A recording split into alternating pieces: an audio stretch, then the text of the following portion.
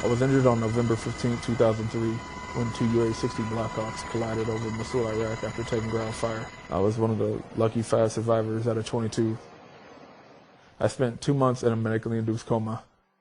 You know, I was living a dream, serving my country in a combat zone, and I woke up to a nightmare.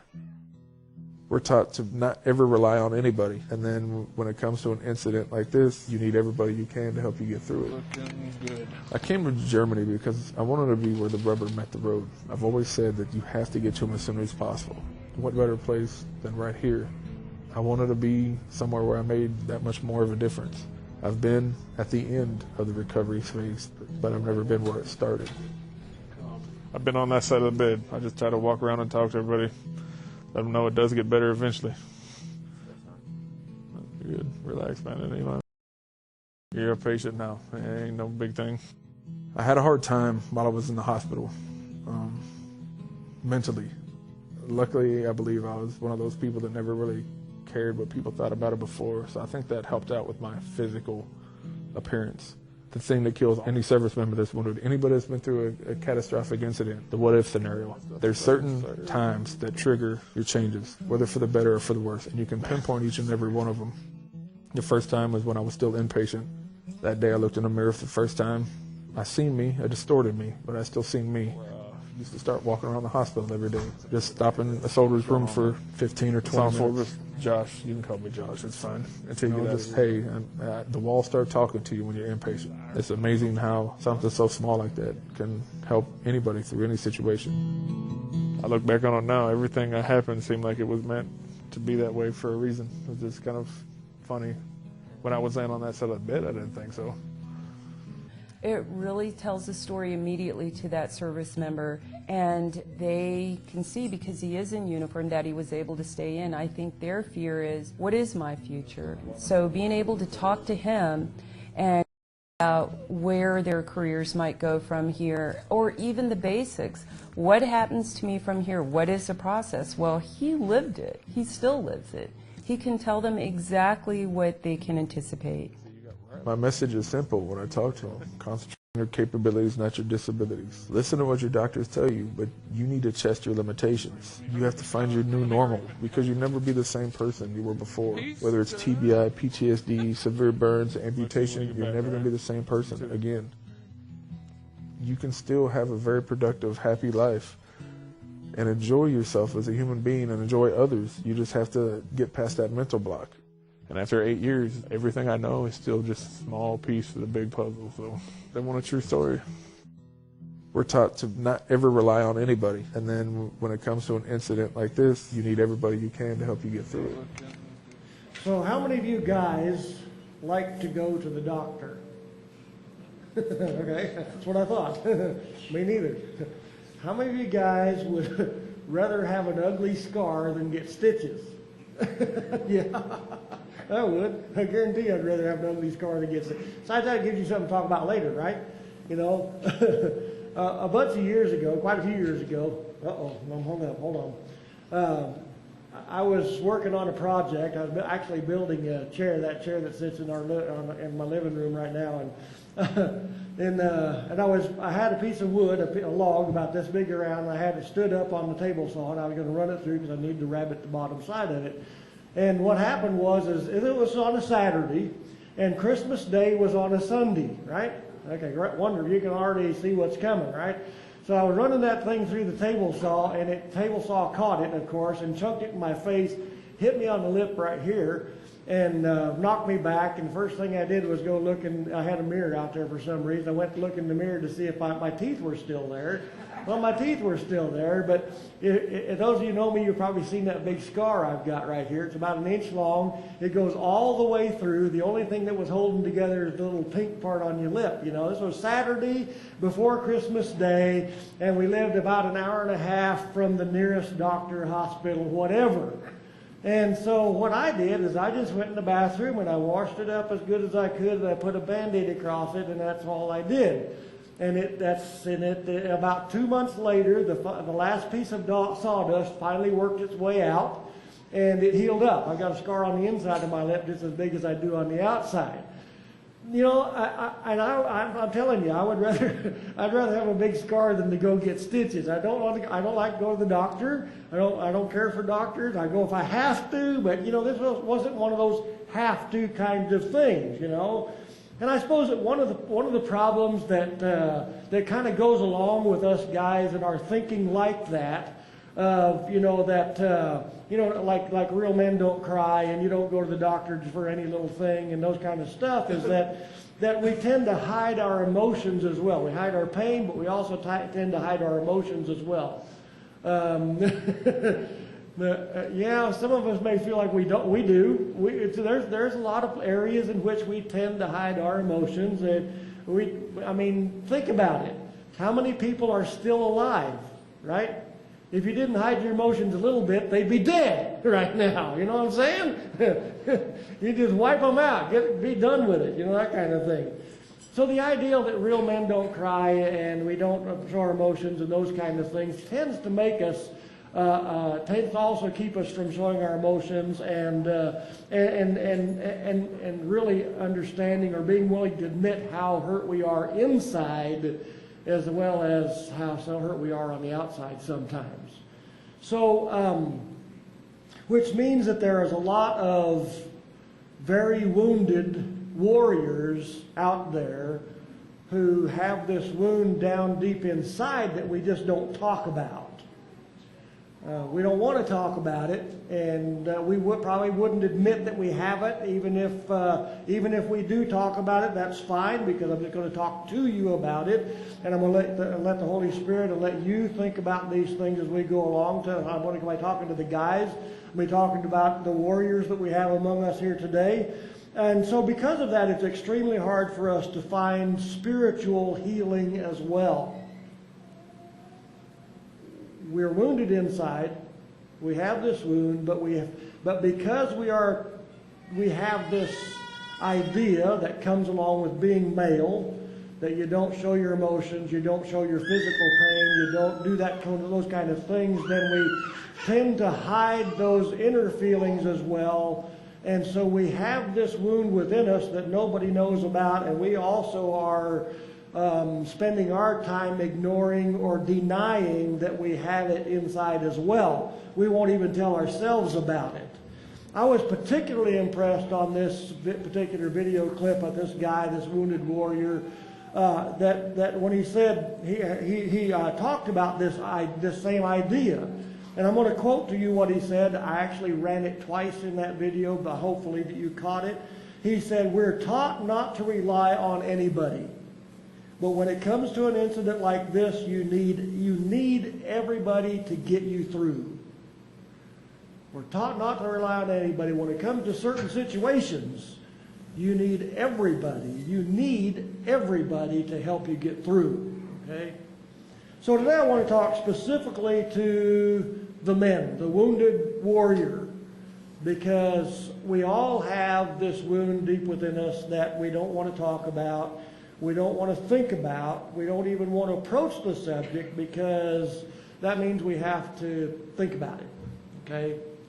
This particular subject may actually be a little bit difficult for some of us to hear, because we'll talk about our physical wounds sometimes to each other, you know, especially if we got a nice big scar to show off, or, you know, had something really bad. When guys get together and do stuff like that we can be really, real proud of. That's easy. That's the easy part.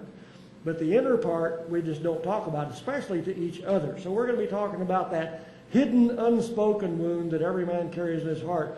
In his book by John Eldridge, it's a book by John Eldridge called Wild at Heart, he says this. He says, "Every boy in his journey to become a man takes an arrow in the center of his heart, in the place of his strength, and because the wound is rarely discussed, and even more rarely healed, the wound remains, and the wound is nearly always given by his father." Okay? The wound's there. It's nearly always given by his father. Nearly. Not always, I guess, but nearly always. So I want to take a look at what Solomon says in Psalms 127, verses 4 and 5. He says, "Like arrows in the hand of a warrior, so are the children of one's youth. How blessed is the man whose quiver is full of them. They will not be ashamed when they speak with their enemies in the gate.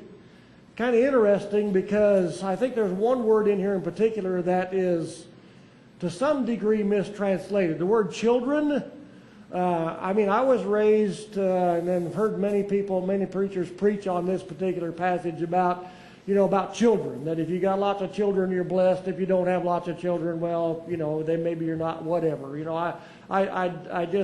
I reject all of that stuff like that, because it sounds good on one side but very condemning on the other. Like, well, what did you do that you don't have any children kind of a thing. It's not that.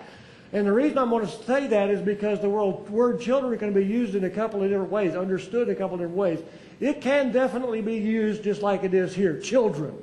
In the generic term, girls, boys, children, right? Whether it's girls or whether it's boys, it's your children. Whether they're 6 years old or 50 years old, they're your children, or 60 or 70 years old, or whatever.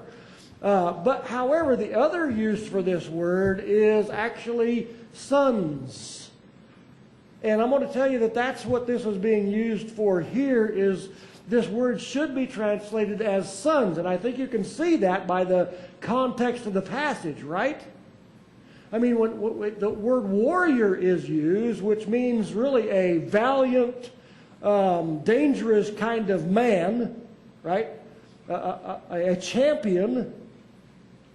And so when you talk about a champion, a warrior, a dangerous man in that sense of the word, then you put sons with it, and he says, how blessed is the man whose quiver is full of them. They will not be ashamed when they speak with their enemies in the gate.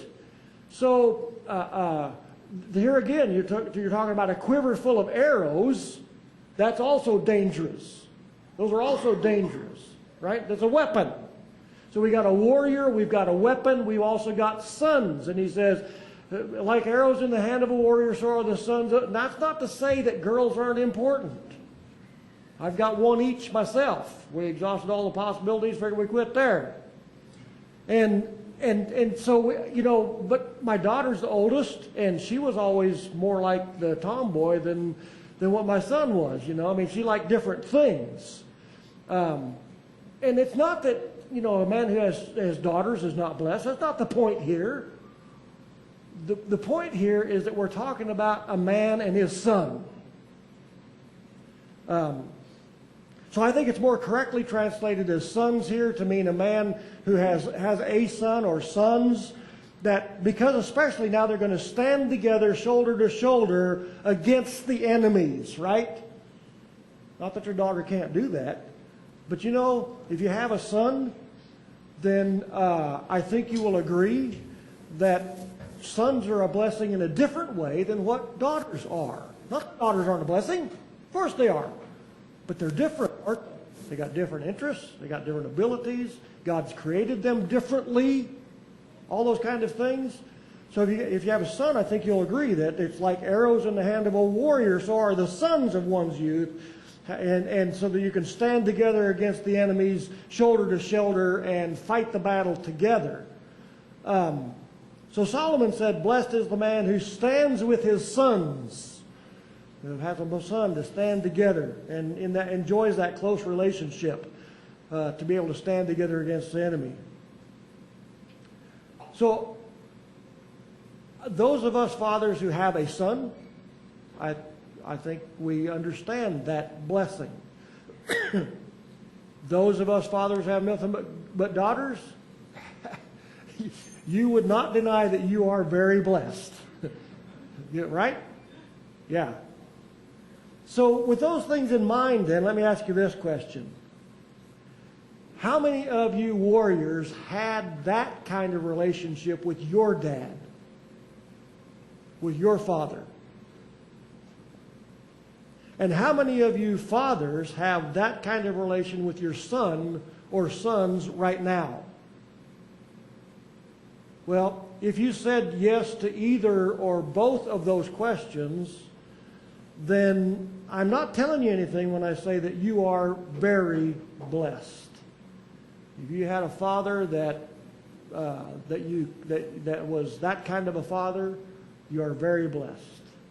If you have a son that is that kind of a son that you can stand together with against the enemy, you are very blessed. You know that. You already know that. However, many of us did not have that kind of relationship with our fathers, and many more of us don't have that relationship with our son. And so for us and for our sons, there is this open wound that's inside of us in the place of our strength, as John Eldridge says, that keeps us feeling, I'm going to say this, that keeps us feeling like small, helpless, and very angry children. Why do you think men are so angry? Men are just angry people. You know, when it comes down to it, we're angry. Cross me, find out, right? I think that comes from this whole idea, I guess I can say that, more of an idea, it's more of an actual thing, that with our Father, we've got some kind of a problem there. I'm not saying that that's His fault. I'm not saying it's your fault. And it may be that God has designed it that way in some shape or form so that we would finally leave home. So Dad doesn't have to kick us out. On the other hand, I think Satan wants us to have that wound.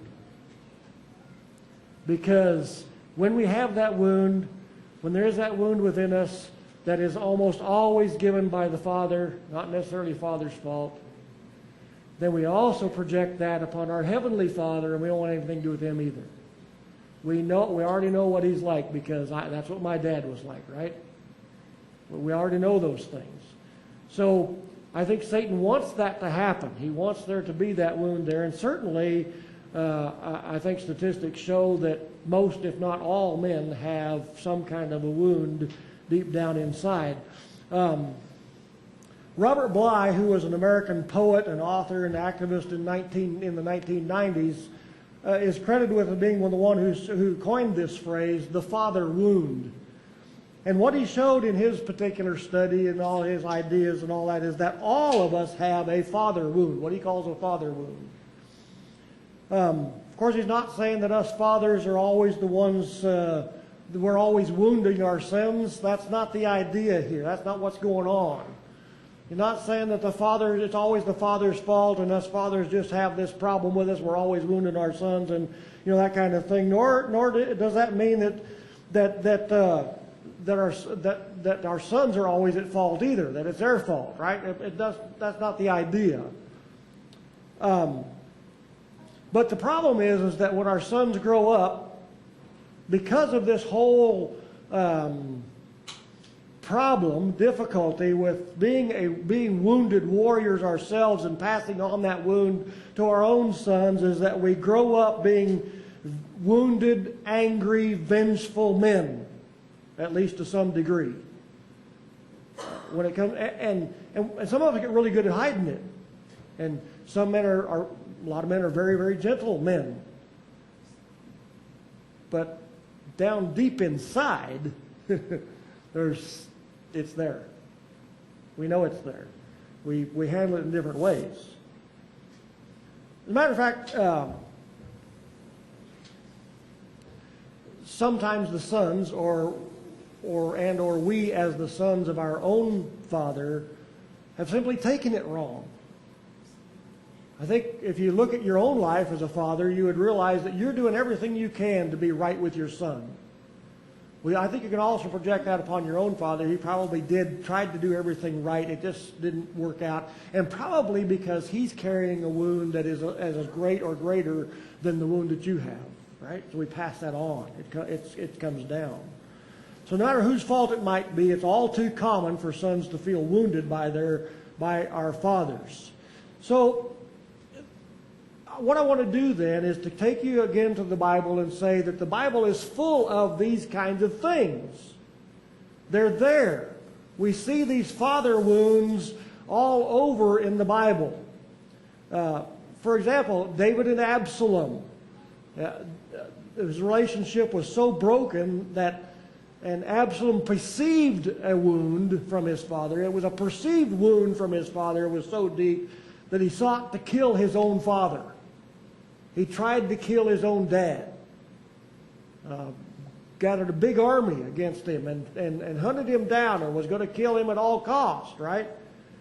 On the other hand, when you look at the father side of this picture, who is David, his father, after Absalom was one who lost his life, and David is still alive, the father's still alive, here's how his father reacted. Check this out. He says, the king, this is King David, covered his face and cried out with a loud voice, "O Absalom, my son!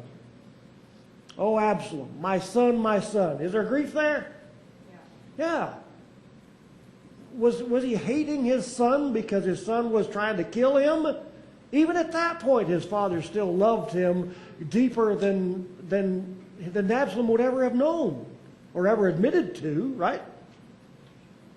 So there's other places as well. Another prime example is probably one that most of you know about, the parable that Jesus told about what's often called the prodigal son, right? And in that particular story, a father had two sons, and the younger son didn't like the way things were being run around the ranch. So he took his part of the inheritance and took off for parts unknown, and wasted all of his inheritance and all those kind of things. Did you notice in there that the father didn't argue? He just gave him his inheritance, and he didn't say, "Oh no, I ain't giving you that. You're a rotten kid. You want to leave, leave. But you ain't taking my wealth with you." No, father just cut him a check. Said, "Here you go." Cut him loose. On the other hand, the older son stayed home. The older stayed, simply because he thought it was the right thing to do. There's a lot of stuff there. And we're just going to talk about it in this context this morning. So when the young son had squandered all of his inheritance and finally coming back home, licking his wounds, and when crawling back home, hoping that his father would forgive him, of course, the father just threw a robe around his back, put a big gold ring on his finger, and killed the calf that they'd been feeding out all this time, it was the best prime meat that was on the place, threw a big party for him and for all of his friends and that kind of son. And that's when the proverbial manuret hit the fan, right? Manuret, that's a French word. Because what we see next is the older son obviously has a father wound of his own making. Check this out. "Look," this is the older son, "for so many years I have been serving you, and I have never neglected this command of yours. I've done everything you told me to. I've obeyed you to the nth degree. And yet you have never given me a young goat so that I might celebrate with my friends." He got a father wound, doesn't he? Of his own making. Of course, Dad turns around and said, "Man, everything that's here has always been yours.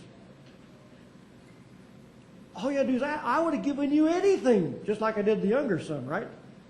I cut him a check for his entire inheritance, which he squandered completely away. Did I get angry about that? No. The older son has a father wound that he's holding on to. And it's a father wound of his own making. It wasn't anything the dad did. It wasn't his problem. But even more interesting is the fact that Jesus himself, while he was on the cross, taking the sin of the entire world, your sin, my sin, everyone's sin upon himself, completely doing away with the sin issue altogether. At some point on that cross, he looked up to heaven at God his Father, and he said, my God, why have you forsaken me?" There's your father wound. He feels forsaken. And he was forsaken, for that matter. A lot of us feel forsaken. Dad was too busy, didn't have time. He was too busy. My dad was that way. I did the same thing to my children. I passed it on to them. My dad was always too busy with the church, God's business, right? What could be more important than God's business? I used to think that. I think, well, God's business is what I'm supposed to be doing. So I ignore my family and take care of the church, right? That's what my dad did. That's what I did. Wrong thing to do. Didn't work. A lot of us feel abandoned. Maybe your father moved out when you were very young. Maybe you don't even know your father. Well, that's part of the problem too, isn't it? Sorry, sucker. Then you have guts to stick around, take care of us, right? We all suffer from that in one shape or form or another. So, inside of then many of us, probably all of us, adult, older warriors who have fought those battles to raise our families and to do everything the right way we could do it, there's still this small boy inside of us that's been asking the same questions all of our life. Why? Dad, why? Right? Maybe it wasn't his fault. We took it that way. You know? Why did you make me think that money is more important than I am? You know? Why'd you drink all the time? Why did you treat Mom like you did? You know? How dare you treat my mother like that? That's a father wound.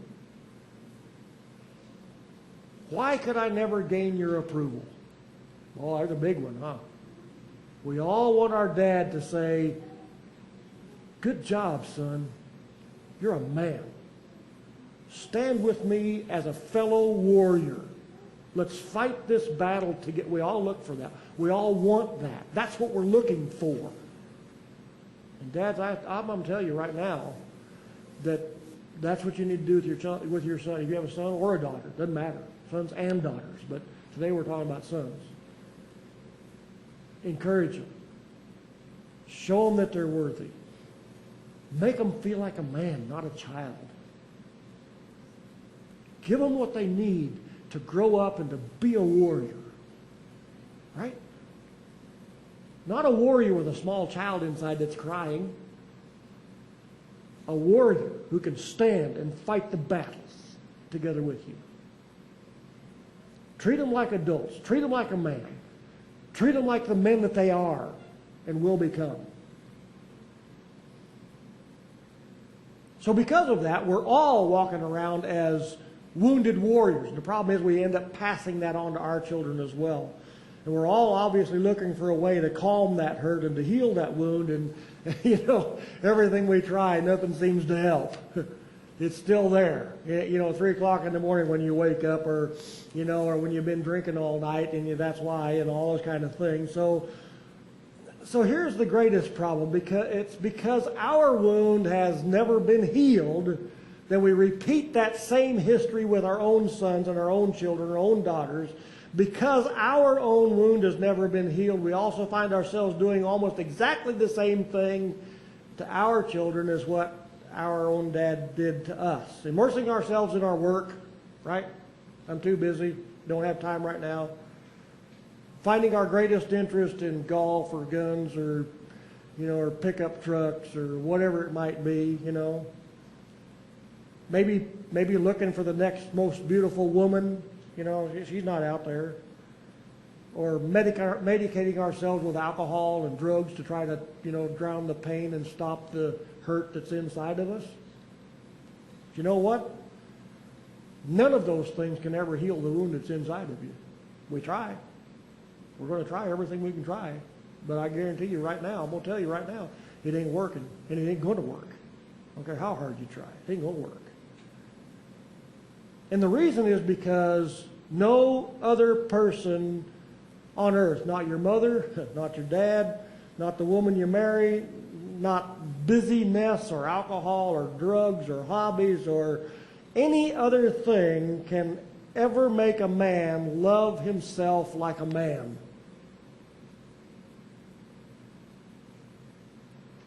That's the problem.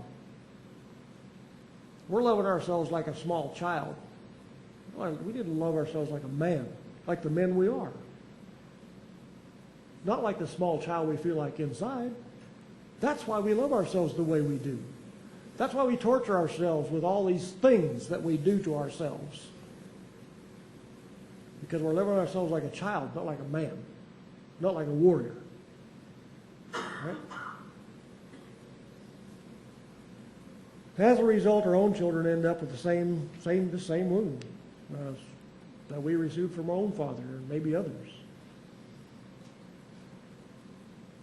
And all of us probably have those, certainly all of us have those things that we tend to immerse ourselves in, and we can, definitely make us feel better for a while. But no other human being on earth, no other thing in life can ever make you feel loved or make you feel like a real man, no matter how hard you try. That's a struggle, isn't it? Feeling like a real man. I don't care how much bodybuilding you do or what kind of a job you hold or any of those. I've tried that stuff. It'll make you, it makes you feel like a man for a while, but inside we still feel like this small, helpless, angry child. It's still there. Well, why? Well, because when the honeymoon's over, when the passions subside, I don't care if it's golf or women or boats or whatever it is, when it all subsides, we're still faced with the same pain and reality that our wound is still there.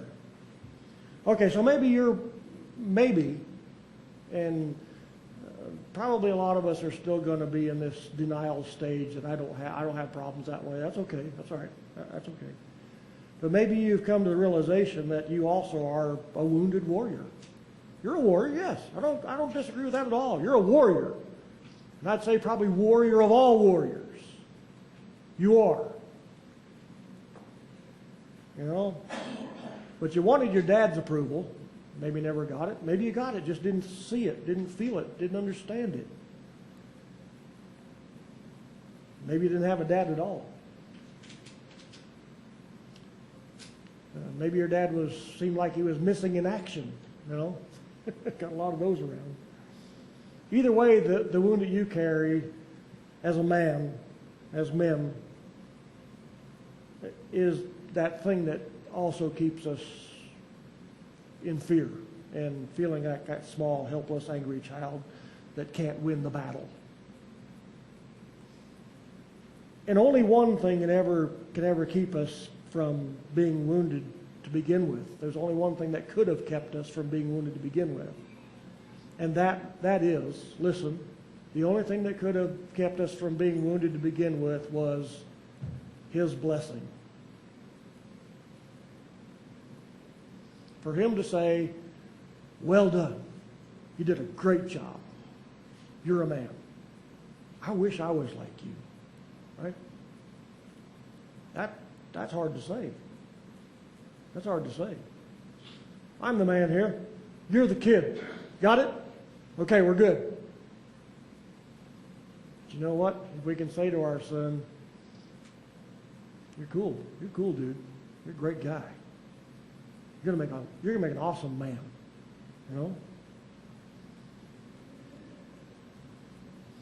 But a lot of us have never known that blessing, so we can't pass that blessing on to our children either. So what's the answer? That's where we need to come to, right? We can't quit before we come to some kind of an answer. We've talked about the problem.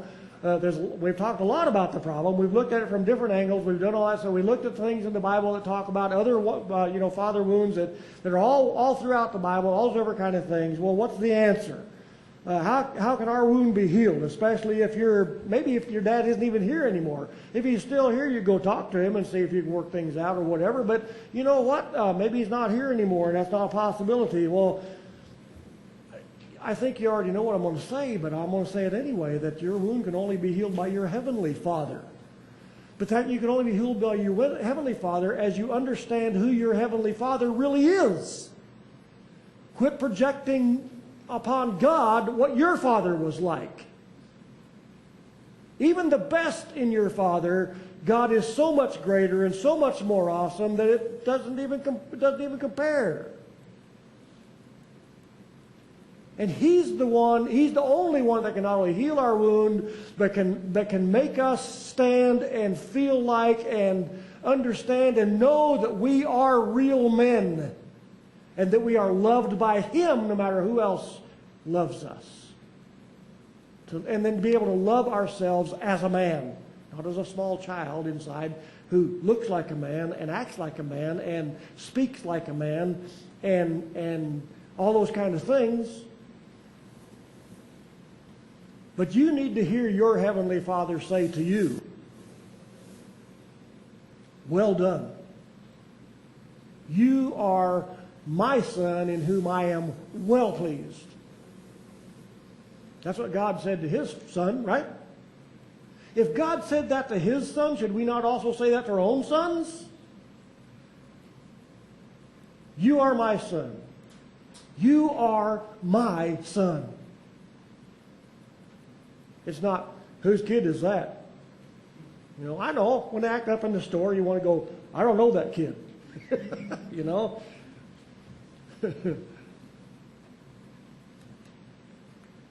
But you need to hear, and your sons need to hear, and your daughters need to hear, you are, well, your daughters don't need to hear that, my son. You are my son. In you I am well pleased. You're a great son. You're going to be an awesome man. And an even more awesome warrior.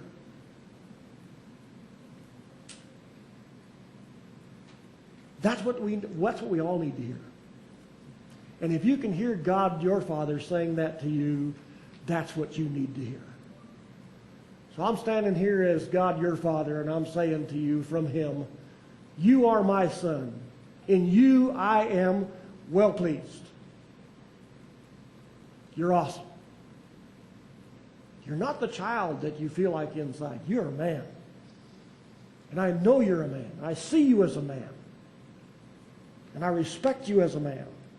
I mean, why else would God say that to His own son if it weren't true of us as well? Yeah. I'm going to tell you, Exodus 15:3 says that the Lord is a warrior. The Lord is a man of war. The Lord is His name. And I'm asking you as men, will you stand with me? As we fight together this war that we fought, we're fighting inside. Will you stand together with me as a warrior to help other men understand and get healing? God's awesome. The Lord is a warrior.